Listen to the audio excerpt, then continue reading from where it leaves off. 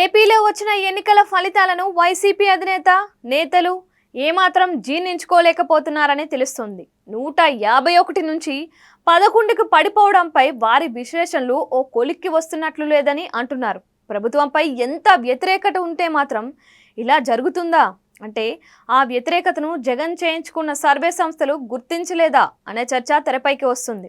అవును, ఏపీ సార్వత్రిక ఎన్నికల ఫలితాలపై మాజీ ముఖ్యమంత్రి వైసీపీ అధినేత వైఎస్ జగన్ స్పందించారు.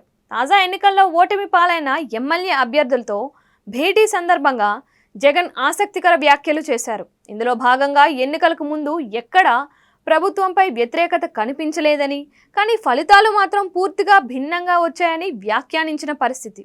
ఇదే క్రమంలో పోలింగ్కి ముందు, పోలింగ్ తరువాత కూడా రాష్ట్ర వ్యాప్తంగా సర్వే చేయించామని, ఇందులో భాగంగా 17 లక్షల శాంపిల్స్ తీసుకున్నామని జగన్ తెలిపారు. దీంతో జగన్ ఏం చెప్పాలనుకుంటున్నారనే చర్చ తెరపైకి వచ్చింది.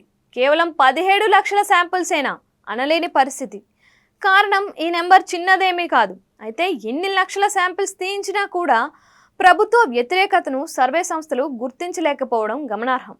నిజంగానే సర్వే సంస్థలు ఆ విషయాన్ని గుర్తించలేదా, లేక జగన్ ఆ వ్యతిరేకతను తీసుకోలేరని సర్వే సంస్థలే కావాలని హైడ్ చేశాయా అనే చర్చ తెరపైకి వచ్చింది. అయితే ప్రభుత్వంపై ప్రజలు ఏమనుకుంటున్నారనే విషయం తెలుసుకోవడం కోసం పూర్తిగా సర్వే ఫలితాలపైనే ఆధారపడకుండా రెగ్యులర్గా తమ ఎమ్మెల్యేలతో జగన్ టచ్లోకి వెళ్ళి ఉంటే ఈ ప్రమాదం సంభవించేది కాదు అనేవారు లేకపోలేదు. జగన్కు ఎమ్మెల్యేలకు మధ్య అడ్డుగా అన్నట్లుగా ఉన్న కోర్ కమిటీ ప్రజలకు ప్రభుత్వానికి కూడా అడ్డుగా నిలిచినట్లున్నారని, ఇప్పుడు అనుకున్న ప్రయోజనం ఏముంది అనేది మరో కామెంట్.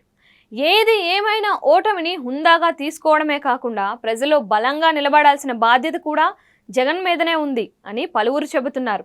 మరో విషయం ఏంటంటే ప్రభుత్వ వ్యతిరేకత అనేది ప్రభుత్వంలో ఉన్న పెద్దలకు ఎప్పుడూ కనబడనివ్వరనే విషయం కూడా పెద్దలు గ్రహించాల్సి ఉంది అంటున్నారు.